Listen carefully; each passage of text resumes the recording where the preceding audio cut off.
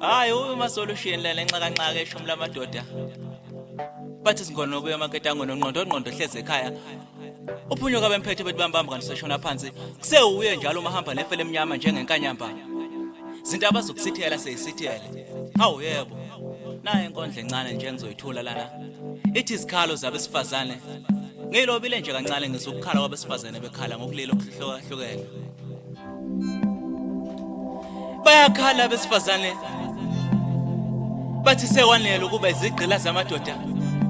Bathe bangabantu nabo banemizwa, negazi nemqondo. Nakuba ubuhlungu biyazwela. Bathe bonke ubuhlungu nencindezi abakuzwile. Bakubona makuphele. Bangibonisa incindezi lapho yaqala khona kube emandulo. Bangibonisa lapho babetshelwa khona ukuthi indoda iyakhothanyelwa. Futhi yafakwa yagxila nemfundiso ukuthi amandla sendodeni umfazi akayilutho ngaphandle kwendoda, umfazi udinga indoda ukuze ebe namandla.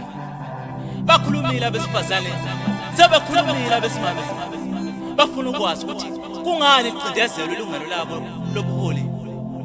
Yini bona kumele besebenze ngokuphindiwe kunamadoda ukuze bekwazi ukuba abaholi nabo. Futhi nalomhlaba uyashabalala ngaphansi kwesandla sobuholi bamadoda. Bayakhuluma abesifazane bathi bafuna ubuholi besifazane. Hleze lo mhlaba ubekelwe ukulungiswa yibo abaholi besifazane. Lo muzi ongenayo mama awunayo imfudumalo. Sebekhulumile. Bakhulumile mina ngibazwile abesimame. Bangitshelile ngokudinwa amadoda angabahloniphi. Bashilo bathi bafuna ukugqoka ngendlela abayithandayo. Sebekhathele ukudlwengulwa ondlavini bamadoda. Bathi bayayidinga inhlonipho kini madoda. Bathi ningagcini ngokubakhohlisa nenze ngathi niyabahlonipha lapho nehlushwa izinkanuko zezwe. Onke amagama bawakhulumela abesimame ngwazwele. Bangitshelile ngokukhathazeka ngokubulawa kwabo, bebulawa amadoda.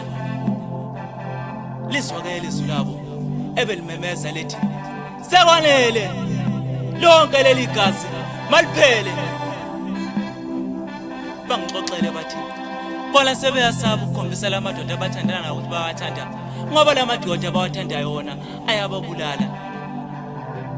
Engikufundile kwenguxoxelwa abesifazane kwengubalulile nengakubalulanga.